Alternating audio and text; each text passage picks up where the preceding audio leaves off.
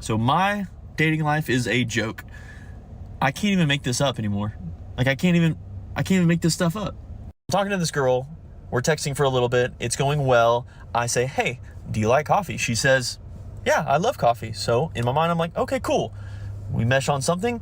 Do you want to get coffee sometime?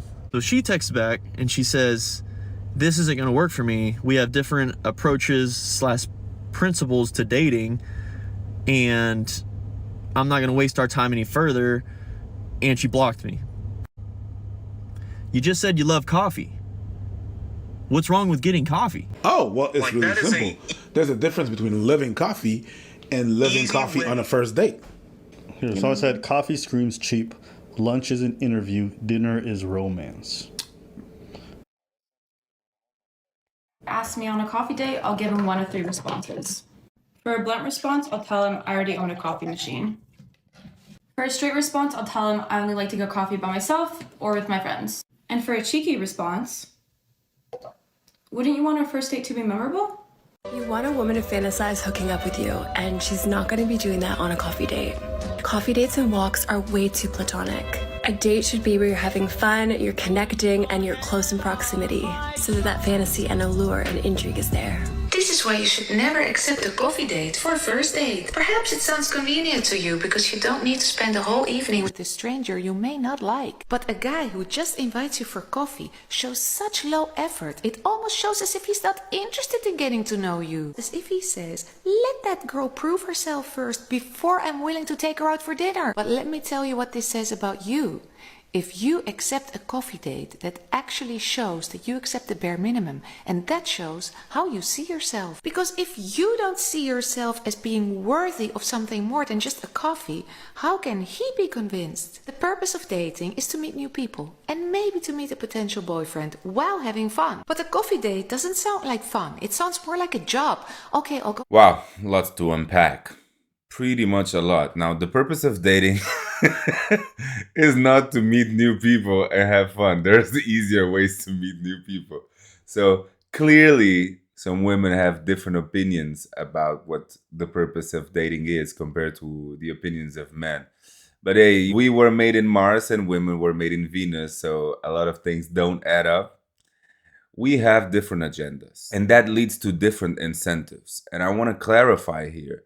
The incentive for a woman in dating, especially in this case where she rejects him for a coffee, is threefold. She wants to have utility from it, meaning she wants to go to an expensive dinner, or she wants to, extract something valuable out of it, some fun activity where she doesn't have to pay. She can say, oh, I expended this time, I got myself good looking for it, which they enjoy doing by itself. They don't need an excuse to do that, but an excuse helps. And then at the end, she's like, I gained something from it. Badass dinner, going out for cocktails, went to a new restaurant, discovered a new place in town. It was worth it. It was worth risking my physical health and putting myself at the mercy, at the energy of this man. The second one is they want to confirm their narrative or to assert their value. So this woman would not accept a coffee because it would kind of imply that she's of low value. And what she's aiming from the date is to confirm that narrative that she is of high value. And that's why she said, our principles of dating do not match.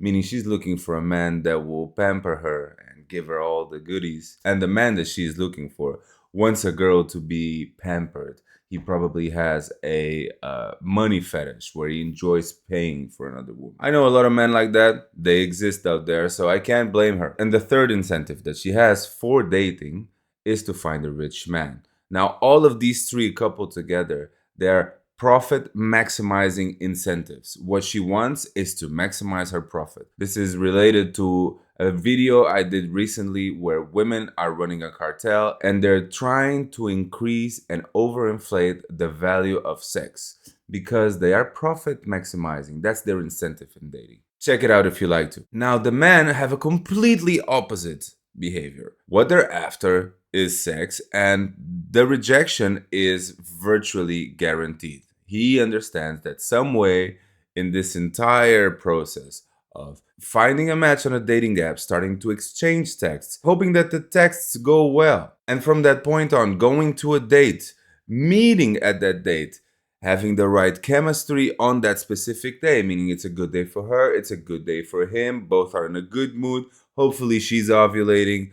Hopefully he went to the gym a few days before, so they're both on high energy and they're being the right moment for a kiss. There's so many things that can happen until the moment of having sex that the rejection is virtually guaranteed, and a man is ready for it. He's prepared. So his incentive throughout the entire process is twofold. One is to get her approval, of course, but the other one is to do so in a cost-effective way. His focus is to minimize costs. And what women fail to understand is that this logic is essential for men, because men do not have the time pressure that women have on dating. And at the same time, there is a big opportunity cost due to social media, hookup culture, dating apps. There is a large supply of opportunities out there. So men are kind of protective. So in this entire stressful and laborious process, what you want to do as a man, your incentive is to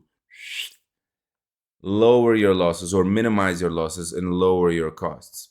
But now, let me tell you about my story, what I think is the best date out there. So me as a man, I have had a few chances to go on dates, not too many, because most of my hookups tended to be spontaneous, not through dates and dating apps, but from going to the bar and just, trying to get lucky with somebody that you meet. And again, I'm a person who's trying to minimize the cost, and I feel like dating is a very cost intensive way of getting to know somebody. So the whole bar experience seems more fair, although the quality of the women that you get there is pretty low, so you can work your way around it. But if you indeed have to go to a date, my ideal date is you go for a walk in a certain place of the city that you have never been before, where you can enjoy yourselves. And the premise of that walk is that you will have ice cream. You will do, I don't know, restaurant hopping or food place hopping.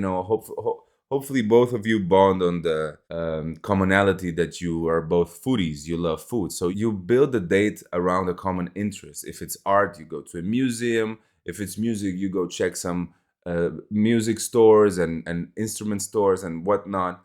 And the point of the date is that it has to be long so that the woman feels valuable. It doesn't feel like it's going to be a short thing. You can be here for 30 minutes, you vet me, and then you can decide if you actually go on a date with me. I think you can use texting and phone calling and video calling, although that's not really used nowadays. But you can use those things to vet before you go to a date. And then in the date itself comes the moment where you have to deliver and you have to show appreciation, commitment, admiration for her, at least the intention to deliver those things. And the premises behind the date is that the date is unlimited time. And you say, listen, we'll start the date early, around 5 to 6 to 7. You also don't want to promote her to get too dressed up, because the later the date is, the more dressed up she will get. You want to decrease the cost for her as well, because you want to make the experience less stressful, and you want to decrease the pressure. You want to decrease the tension. I personally like dating without tension, although the best kisses, the best sexual and romantic interactions, they come from extreme tension. So your choice, you decide what you want, but personally, I'm not going for that. I'm going for a chill, good vibe so that you can see and understand the person without being disturbed too much by horniness and by romanticism and by all these powerful emotions, which eventually are going to get in the way. You want to get some information before that. So the date is, you go out, you decide to walk in a part of the city which you have never been. If she likes nature, you change that into a park. But the point is, you're going to walk. And in the process of walking together, walking is a great way of talking because you're not facing each other. So your thoughts are moving more fluidly and more spontaneously, and you can more easily play and have fun with it. Improvise. You decide eventually to get some ice cream. Now, ice cream is perfect because getting ice cream is a rare occasion. It don't matter. If it's cold outside, you're still gonna get it. And she asks why. You say, why? Because it's an essential part of a date for me. This is what I decide. As a date goer, I have a say. She also has a say. And my say is we're gonna have some ice cream. If she doesn't want to have her own, she can have a piece of mine. Wink, wink. Ice creams are extremely erotic. You have to lick it. You can make eye contact while you're having them. You can play with it, licking off hers, and she can lick off yours. And you're already creating a lot of intimacy by doing that. And then what you have after the ice cream, now you have sugar running through your body, and you have all these positive endorphins. You have a coffee after that. Coffee boosts your energy levels, it gets you a little kick, and now you're ready for the next stage of the date. You've walked, you had ice cream, you had coffee. You can now tell her, listen, the date can end now, but I'm enjoying so much, I would like to actually have a drink with you. If you keep it spontaneous and you don't make it a predefined thing, now it becomes a lot more romantic and exciting. You go from that stage to drinking to maybe eating somewhere, grabbing a snack, or just, ending it after some drinks. Or if things are getting hot and heavy, you can go straight to the bedroom. The positive thing about drinking is that alcohol is an aphrodisiac and it's gonna make you feel wonders. And it's gonna really excite things after having some good sober time together. Now you're running on endorphins, you're running on sugar, you're running on coffee, you're running on alcohol. You have the perfect chemical cocktail to try out a kiss or maybe a hug that is longer than 5-10 seconds. Take notes, guys and girls. Now, the last part of the video that I want to talk about is what I think is hugely problematic with her behavior. Look, the guy invited her for a coffee. In my opinion, it's not the best move, right? You're being too blunt about it. You're being too simplistic about it. You're not making any effort to see what is it that she likes. You're not trying to make it special in any way. The role of the female is to vet whether your interest is genuine, whether you have high effort. Yes, it doesn't really mean a lot in the long term, but in the short term, it does. And you gotta respect those things. You gotta show some effort. It doesn't have to be expensive, but it has to be something that means something for her, right? You can make it special in the process, but you can start with a proposition that is hard to reject. She messed up real bad. Because by blocking him after saying what she said, first she was disrespectful, which, just is a huge turnoff for a guy. And it's like ruining people's lives. It's not needed. Why do you have to be so ruthless? And women do this consistently. They're like, I'm going to get my point across and I'm going to do it in the most brutal fashion. Okay, we get it. You want to get your point across. We got it. The second thing is she had no manners. And that's a huge turnoff. It's a red flag. So in a way, I'm happy for the guy. You don't want to be involved with women that have no sensibility. She showed no patience. She showed no kindness. And she signaled entitlement, meaning she felt that she was entitled to a better date. You've already invested talking with this guy by text. And this is the appreciation you show for the time somebody has spent with you. It just gives me the impression that you have a lot of guys in your DMs, texting several at the time, and you're just bad news. So that's it, guys. That's the opinion I have. I think a date should be about getting to know each other in different scenarios, in scenarios of comfort, in scenarios of discomfort, of soberness, being inebriated. It's about seeing all the different facets, having fun, doing small talk, having a little bit of political talk, talking a little bit about religion, as much as you can, and it's about conversation. A coffee date is not a great place to start, but if you are a very busy person, I can understand that it's useful and convenient. What she failed to do was to communicate, and this is what women fail so often. She failed to express to him exactly what her dating principles were, and why they were different, and why she felt offended, and what she would like instead of a coffee date. No, she simply cut it off. What she should have done instead is expressed herself and give him at least a second chance. It just makes me feel that she was trying to cut her losses. She found an exit and she ended it as quickly as she could. Anyways, I hope you liked the video. I'll see you on the next one.